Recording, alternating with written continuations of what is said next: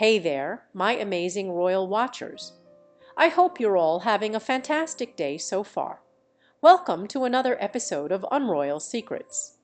It's your favorite royal critic back here again, and today we've got a bombshell that has reportedly left King Charles absolutely seething with righteous fury.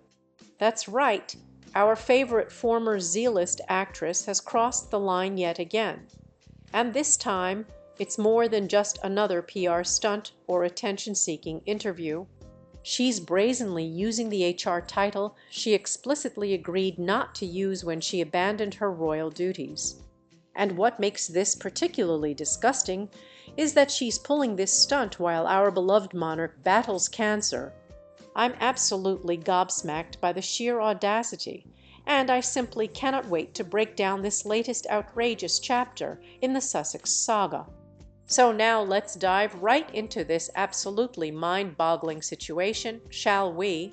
Meghan Markle, the woman who fled royal life, claiming it was too restrictive, too traditional, too stifling for her modern sensibilities, apparently can't resist clinging to the most traditional, elitist aspect of that very same royal system.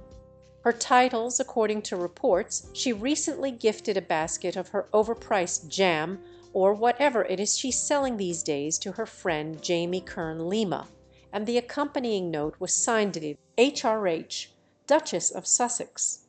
Those three letters, HRH standing for Her Royal Highness, represent a direct violation of the agreement she and Harry made with the late Queen Elizabeth when they stepped down from royal duties in 2020. Let me remind you all exactly what that agreement entailed. When Harry and Meghan negotiated their exit from royal duties, the infamous Meghan arrangement, one of the key conditions was that while they would retain their Duke and Duchess titles, they would not use the style of Her Royal Highness in any capacity. This wasn't some minor footnote or technicality. It was a central element of the agreement, personally overseen by the late Queen herself. For Meghan to now casually use that HR designation on personal correspondence is not just breaking an agreement. It's a direct snub to the memory of Queen Elizabeth and a flagrant disrespect to King Charles's authority as the current monarch. According to insiders, King Charles is absolutely furious about this latest breach of protocol. And who can blame him? The poor man is literally battling cancer, continuing his constitutional duties despite his health challenges.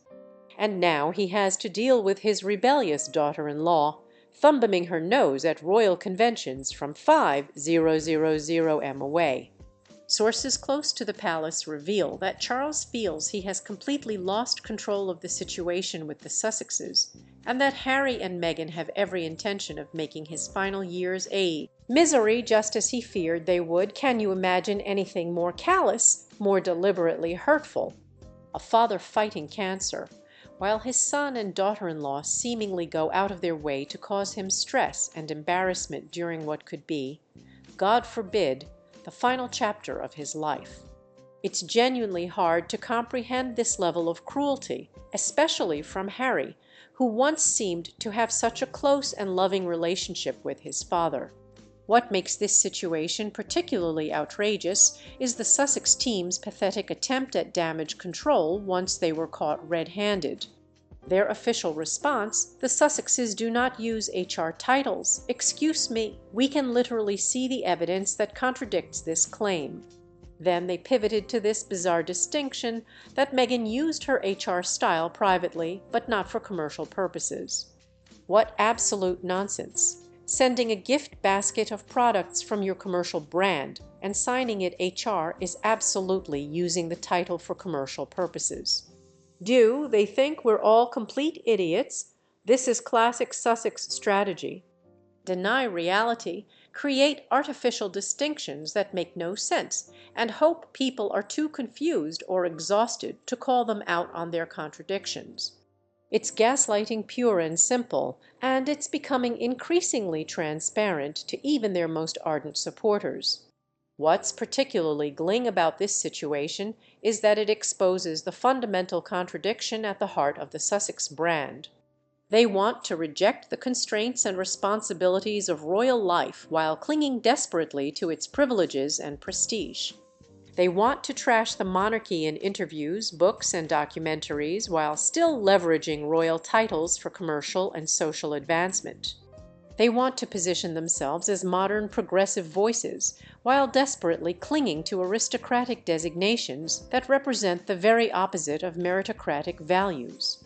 It's hypocrisy of the highest order, and it's becoming increasingly difficult for even their supporters to defend.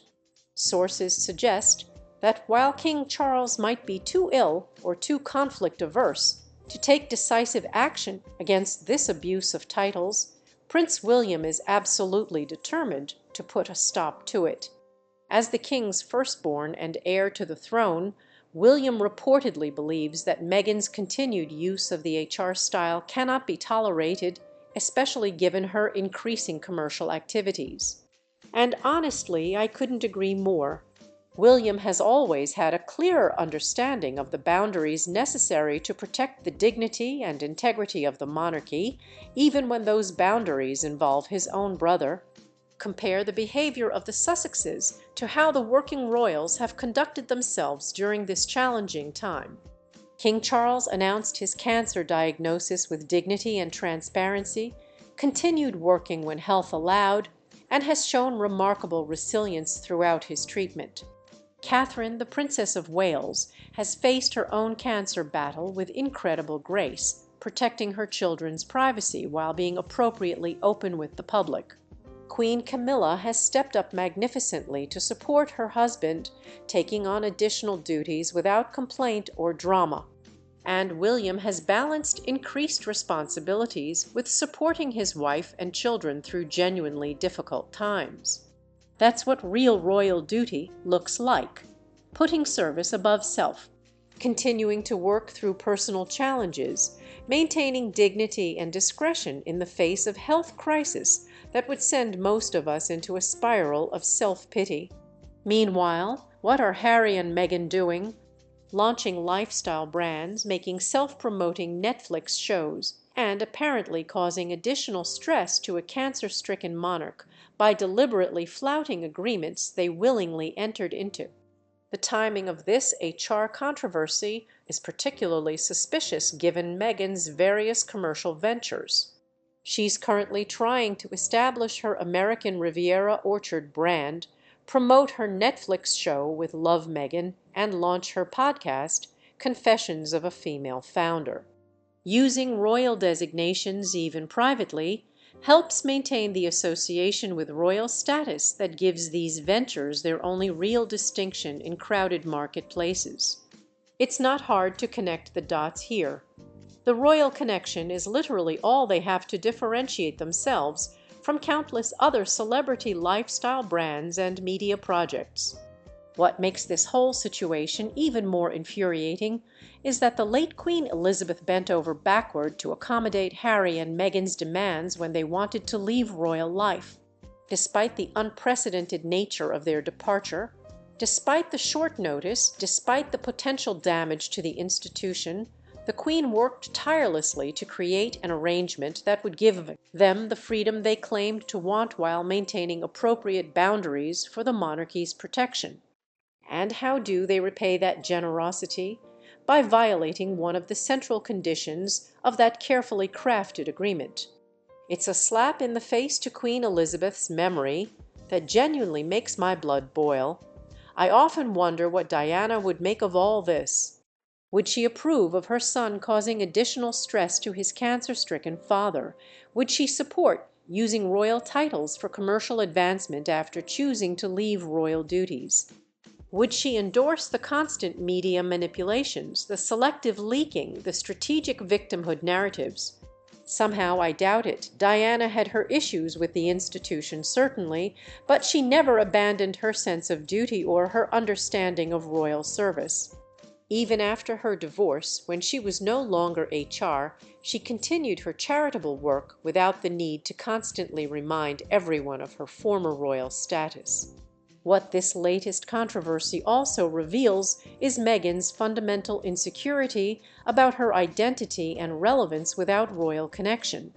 Nearly 5 years after leaving royal duties, her primary public identity remains Duchess of Sussex. Her business ventures, media projects, and public appearances all lean heavily on royal association rather than standing on their own merits. If she were truly confident in her talents, accomplishments, and vision, would she need to cling so desperately to these three letters, HRH, that represent the very system she claims to have found so oppressive it suggests a profound lack of confidence in her ability to succeed on her own merits? Harry's role in all this is particularly sad to witness. The once beloved prince who served his country with distinction in the military, who created the Invictus Games out of genuine passion for helping wounded veterans, who carried on his mother's humanitarian legacy with authentic commitment, that man seems increasingly distant. In his place is someone who appears to blindly support whatever path his wife charts, even when it potentially compromises the very institution that gave meaning to his life for over 30 years and causes additional stress to his ill father. It's a tragic transformation that many royal watchers find genuinely heartbreaking. Thank you for joining me for today's Royal Bombshell. My dear viewers, if you found this analysis as infuriating as I did, please don't forget to like, subscribe, and share your thoughts in the comments below. Do you think King Charles should take decisive action and formally strip Harry and Meghan of their remaining titles, or would that just create more drama that the monarchy doesn't need right now? I always value your insightful perspectives. Until next time, remember that true class isn't about titles or designations. It's about how you honor your commitments and treat others, especially family members going through serious health challenges. This is your friendly neighborhood royal commentator signing off, but always keeping watch. Peace out.